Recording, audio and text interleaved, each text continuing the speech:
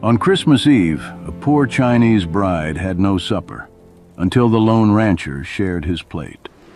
The winter came down hard that year, the kind that didn't announce itself with beauty first, but with silence. Snow pressed against the plains like an unspoken warning, flattening sound, erasing tracks, dulling memory. On Christmas Eve, the sky hung low and colorless, and the land outside Willow Creek Ranch looked like it had forgotten how to breathe. Ethan Cole stood at the edge of his porch with a tin mug cooling in his hand. The coffee had gone bitter, but he drank it anyway. He always did. The wind slid past the fence posts and worried at the loose boards of the barn, making a sound like someone knocking and changing their mind. Christmas Eve meant nothing to him anymore, not since the fire took the house in Missouri. Not since the ground closed over the last name he shared with anyone. He had learned to treat the day like any other.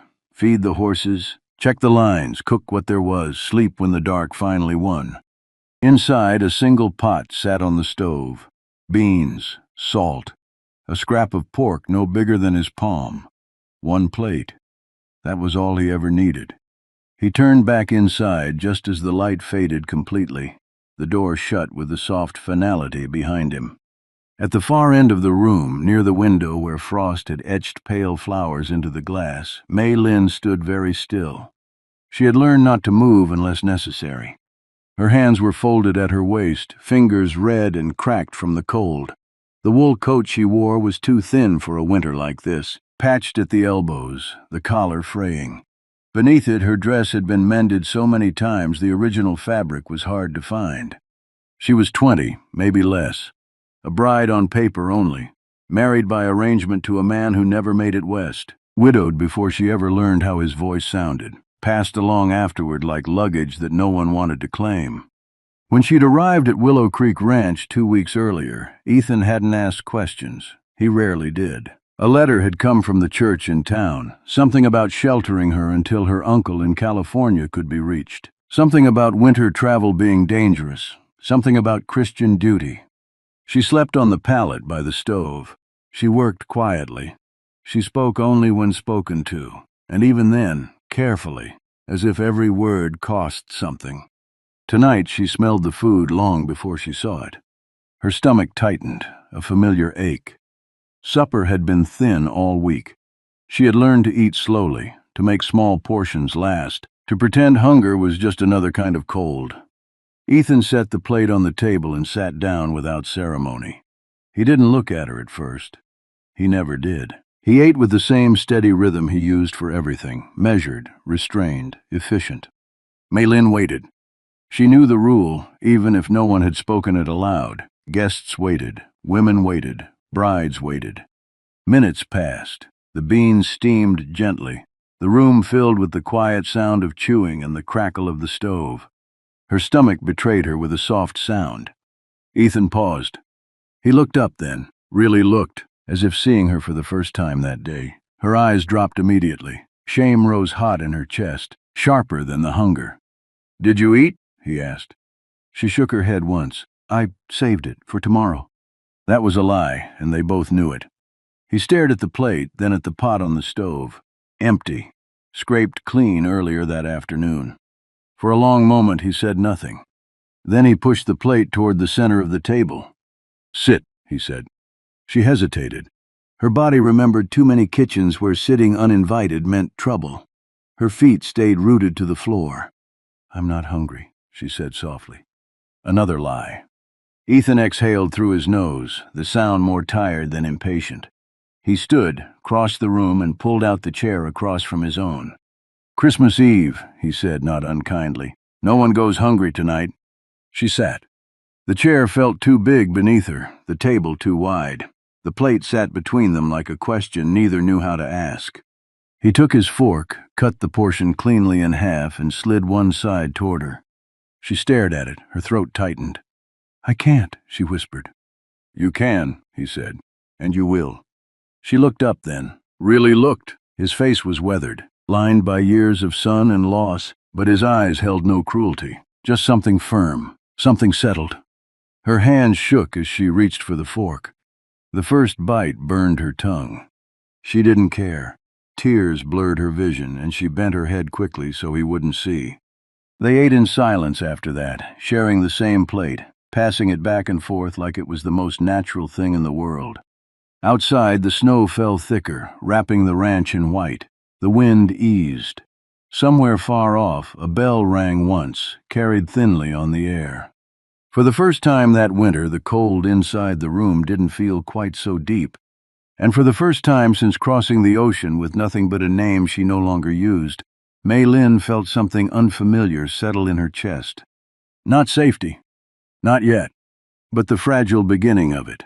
The night stretched long after supper, the kind of night that pressed its weight against the windows and asked to be let in. The stove hissed softly as the last embers settled. Ethan rinsed the plate, dried it, and set it back on the shelf where it would wait until morning. One plate. Still one. But the space it left behind felt different now. Mei Lin folded the blanket on her pallet with careful hands. She moved slowly, as if the room itself might break if she wasn't gentle enough.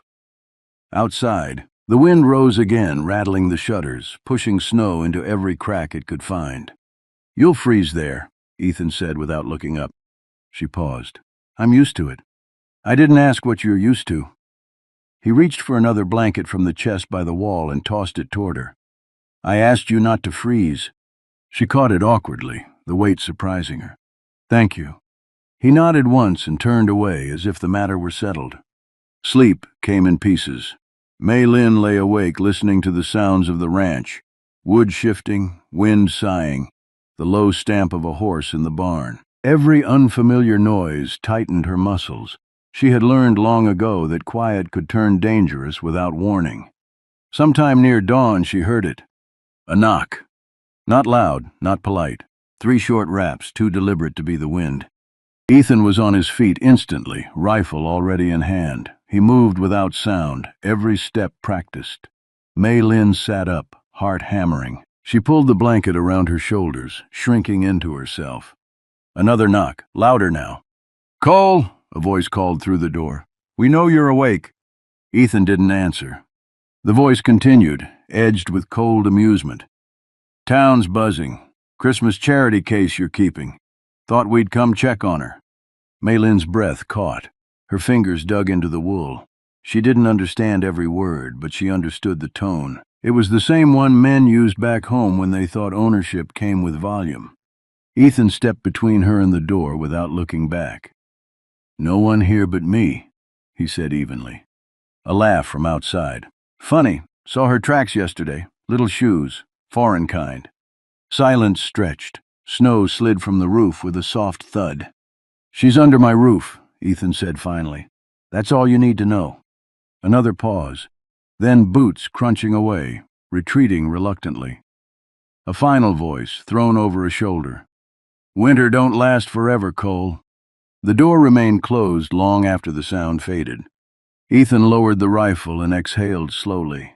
When he turned, Mei Lin was standing, her face pale. "They'll come back," she said. "Yes. You shouldn't get trouble because of me." He studied her, really studied her. The way someone studies weather when deciding whether to travel or stay put. Trouble finds its own way, always has. That morning, the snow reached the windowsills. The world outside shrank to white and gray. Ethan shoveled a narrow path to the barn, his breath fogging the air. Mei Lin followed, insisting on helping despite the cold biting through her gloves. They worked side by side without speaking, passing tools, steadying each other when the ground slipped. At one point, she lost her footing and grabbed his sleeve. He caught her without comment, his grip firm, grounding. Inside the barn, the animals shifted restlessly. Mei Lin moved among them with surprising ease, murmuring softly in a language Ethan didn't know. The horses stilled under her touch. Even the mules stopped braying. "You've done this before," Ethan observed. She nodded. "Animals don't ask where you come from." He considered that. "They don't care where you're going either." The days that followed blurred together, marked by snowstorms and silence. Food ran thin. Ethan rationed carefully, counting measures in his head. Mei Lin noticed, of course. She always noticed. One evening, she left her portion untouched. "I'm not hungry," she said quickly. He looked at her, then at the plate. He didn't argue this time. He simply slid it back toward her and divided his share again. "No," she said, firmer now. "You work. You need it." "So do you." She met his gaze, something steady settling into her expression. "I've gone longer." He held her eyes for a moment, then broke the food again, pushing the larger piece toward her. "Then tonight, you don't." She ate. On the fourth day after Christmas, the storm finally broke. The sky cleared into a brittle blue, and the world glittered with ice. Ethan hitched the sled, preparing to head into town for supplies. "You'll stay here," he said. Maylin hesitated. "They might come back." "They won't," he said, though he wasn't entirely sure. He paused, then added, "Lock the door. If anyone knocks, you don't answer." She nodded, but worry shadowed her eyes. He returned after dark, the sled heavier, his shoulders slumped with exhaustion. She helped unload in silence, relief loosening her movements when she saw him. That night they ate together again. 2 bowls this time, still small but equal. As the fire burned low, Maylin spoke without looking up. "My name. The one I use now. It's not my first." Ethan waited. "I was called Li Mei," she continued softly, "before." "What changed?" She swallowed. "I was married on paper. They said I needed a new name for a new life. But the life never came." He nodded once. "You can use whichever you like here." She considered that, the idea settling slowly, like snow on bare ground. Outside, the stars burned cold and bright. Inside, 2 people sat close to the fire, sharing warmth that had nothing to do with the stove. Winter still pressed hard against the walls. Hunger still lingered. Fear still waited beyond the fence. But something else had taken root, quiet and stubborn. And it was not going to be easy to uproot. By the second week of January, winter stopped pretending to be gentle. The cold came sharp and deliberate, the kind that split wood and tested bone. The creek behind the ranch froze solid, its surface cracked like old glass. Even the birds vanished, leaving the land stripped down to breath and endurance. Ethan woke one morning to find Maylin already outside. She stood near the fence line, staring at the snow-covered fields as if they might answer a question she hadn't spoken yet. Her breath drifted white and thin in the air. The borrowed coat hung heavy on her small frame, sleeves rolled, buttons mismatched. "You shouldn't be out here yet," he said. She turned. "I couldn't sleep." He joined her, boots crunching. For a moment they watched the horizon together, the sun pale and distant. "Winter like this," he said, "it makes things honest." She glanced at him. "Honest how?" "You find out what lasts." They spent the day repairing what the cold had broken. A hinge snapped clean off the barn door. A water barrel cracked. The work was slow, hands numbing despite gloves. Maylin worked without complaint, her movements efficient, practiced. She had lived through winters harsher than this, though not with snow, different cold, same hunger. At midday, Ethan slipped on the ice. It happened fast. One wrong step, the sound of bone hitting wood. He cursed sharply, breath knocked from his lungs. Maylin was at his side instantly. "Don't move," she said. "I'm fine." "You're not." She knelt, hands steady as she checked his arm. He watched her, surprised by the authority in her voice. She rolled up his sleeve, fingers probing gently. "Bruised," she said, "maybe cracked. I've worked with worse. That doesn't make it better." She helped him up, her shoulder braced under his arm.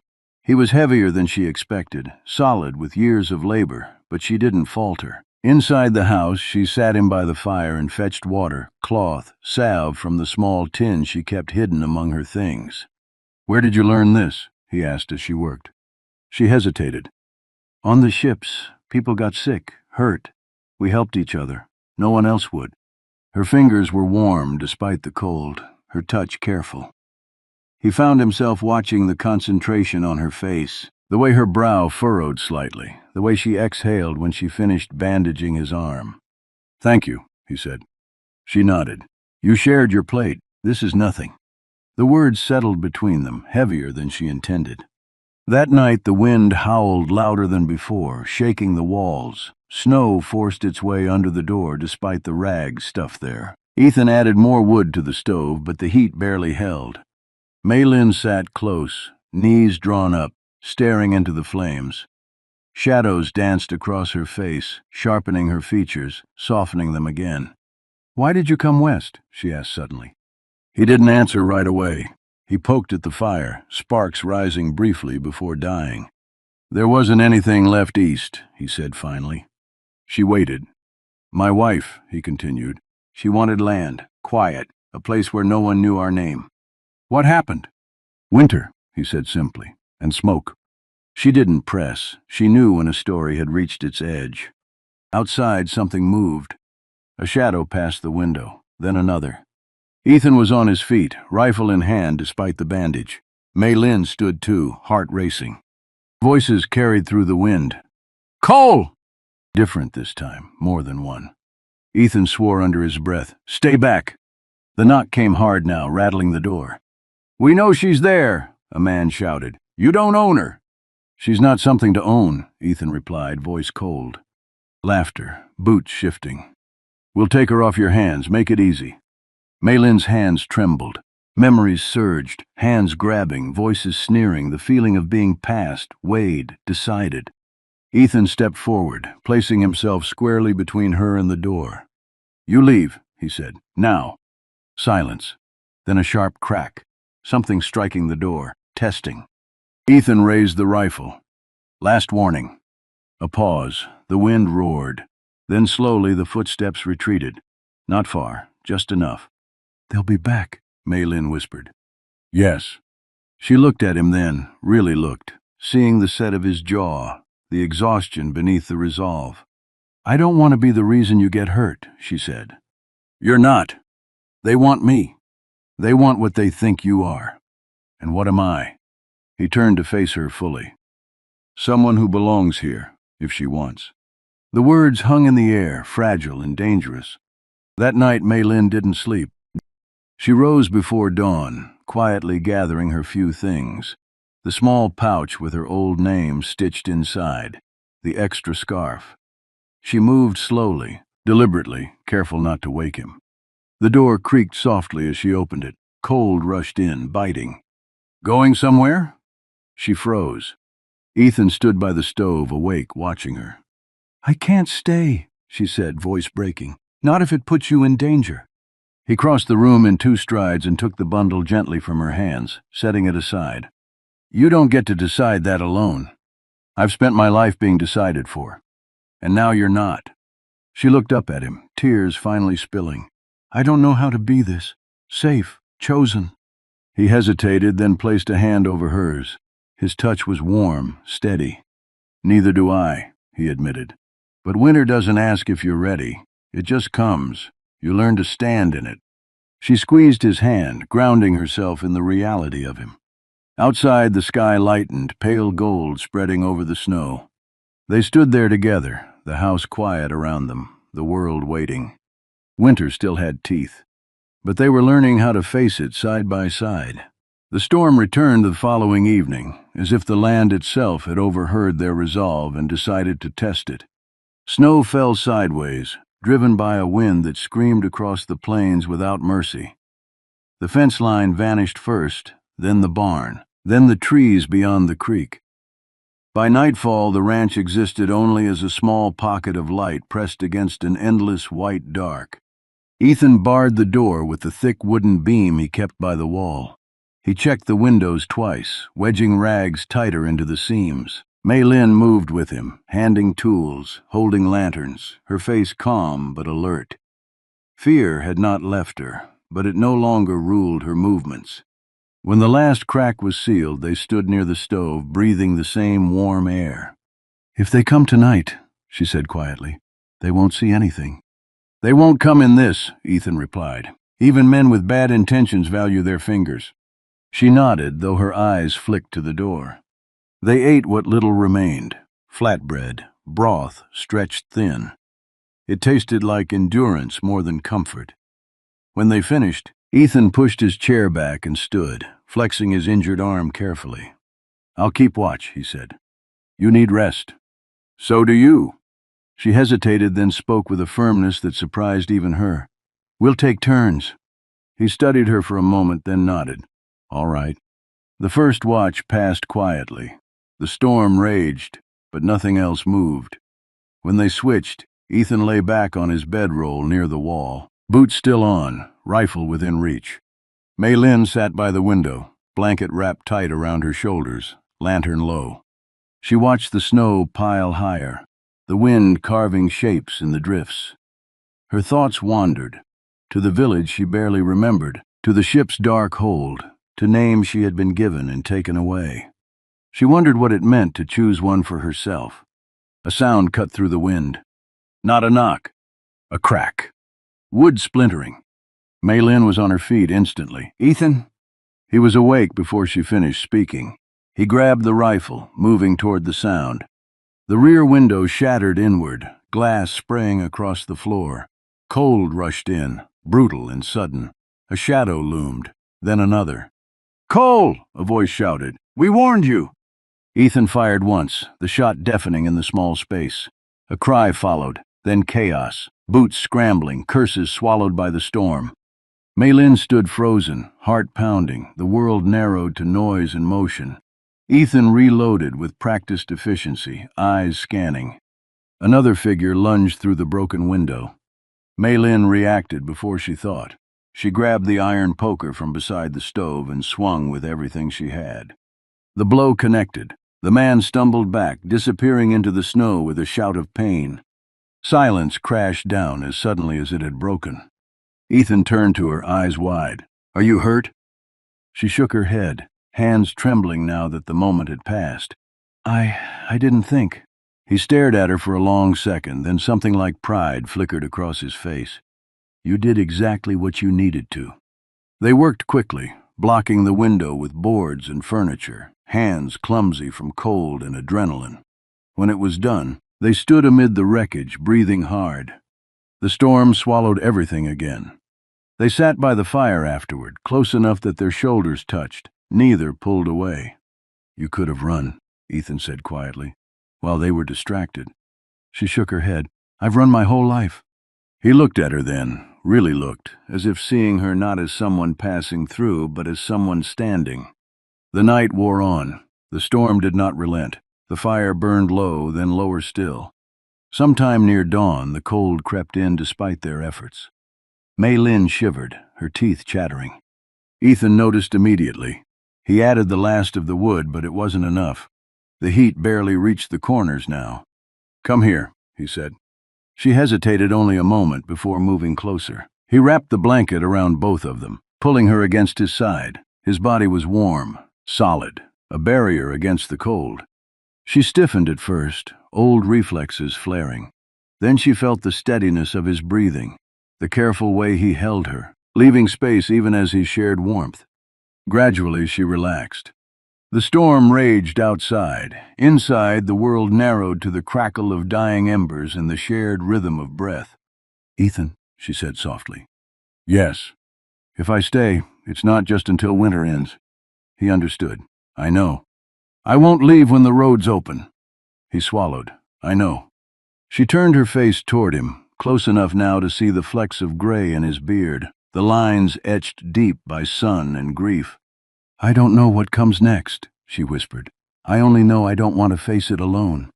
He tightened his arm slightly, just enough to let her know she was held. "Then don't." Outside, the storm began to ease, the wind losing its edge. Inside, something shifted, not loud, not dramatic, but permanent. When morning finally broke, pale and quiet, the world outside lay buried and still. And inside the small ranch house, two people sat wrapped in the same blanket, watching the light return, knowing the hardest part of winter had not been the cold. It had been learning to stay. Spring did not arrive all at once. It came the way healing often does, quietly, unevenly, in moments easy to miss if you weren't paying attention. A drip from the eaves at noon, a patch of dark earth showing through the snow near the fence, the creek's surface cracking, then giving way with a sound like a long-held breath finally released. Winter loosened its grip slowly, as if reluctant to let go of the two souls it had tested so thoroughly. The men never returned. Whether fear or conscience finally caught up with them, Ethan never knew. He repaired the window properly once the cold eased, replacing broken glass with steady hands. Mei Lin watched from the doorway, sunlight warming her face for the first time in months. They did not speak of leaving. They did not speak of staying. They simply lived as if the choice had already been made. Meals grew fuller. 2 plates became routine. Mei Lin learned the rhythm of the land, when to plant, when to wait, when the soil would punish impatience. Ethan learned the rhythm of her silences, which ones meant peace and which ones meant memory. Some evenings she spoke of home, of river markets at dawn, of her mother's hands kneading dough, strong and sure, of a name spoken with love before it had ever been taken away. He listened, always. In return, he spoke of Missouri, of a laugh that used to fill rooms, of a woman who believed the world could be gentler if you met it with open hands, of mistakes he carried like stones in his pockets. They never tried to fix each other's pasts. They honored them by surviving. One late afternoon, as the snow finally surrendered completely, Ethan came in from the barn to find Mei Lin standing at the table with a piece of paper spread before her. She looked up, nervous. "I want to write to the church," she said. "Tell them I won't be going on." He leaned against the doorframe, studying her. "And what will you say?" She thought for a moment. "That I've found a place, that I'm not lost." He nodded. "That sounds true." She picked up the pencil, hesitated again. "They'll ask about my name." "And?" She met his eyes. "I want to choose it, properly, for myself." Something warm settled in his chest. "Then you should." She wrote slowly, deliberately. When she finished, she folded the letter and sealed it, her hand steady. That night they sat on the porch together, watching the sun dip low and paint the sky in soft golds and blues. The air still held a bite, but it no longer felt hostile, just honest. "Ethan," she said. "Yes." "When winter came, I thought it would break me. It nearly did." She paused. "But it also gave me something." He waited. "A choice," she said. "You gave me that." He shook his head slightly. "You took it." She smiled, a real one, unguarded. It changed her face entirely. Weeks later, the creek ran full and loud. Green crept back into the land, tentative but determined. Ethan built a second chair for the porch. Mei Lin planted herbs by the window, their scent filling the house. One evening, as the light lingered longer than it had any right to, she came to him holding a small bundle of paper. "I want you to know," she said, voice steady, "before anyone else does." He set down his tools. "Know what?" She unfolded the papers, revealing a simple certificate, freshly stamped. "I am no longer Mei Lin of someone else's choosing," she said. "I am Lin Cole, because I choose to be, if you'll have me." He stared at the paper, then at her, emotion rising fast and unguarded. "I thought you already were." She swallowed. "Still, I wanted to ask." He crossed the space between them in 2 steps and took her hands, rough and warm against hers. "There's nothing I want more." They stood there for a moment, the world quiet around them. No grand ceremony followed, no witnesses beyond the land and the sky. But on a clear morning, with the scent of thawed earth in the air, Ethan placed a simple ring in her palm. She slid it on with hands that did not shake. Winter felt very far away then. Years later, travelers would sometimes stop at Willow Creek Ranch. They would speak of the kindness of a quiet rancher and his wife, of warm meals offered without question, of a place where no one went hungry, especially not on Christmas Eve. And if someone asked how it all began, Lynn would smile softly and say, "With half a plate, and someone willing to share it." Because some winters don't end when the snow melts. They end when a door stays closed against cruelty, when a plate is divided instead of guarded, when 2 people choose again and again not to turn away. And that, she had learned, was how a life was built.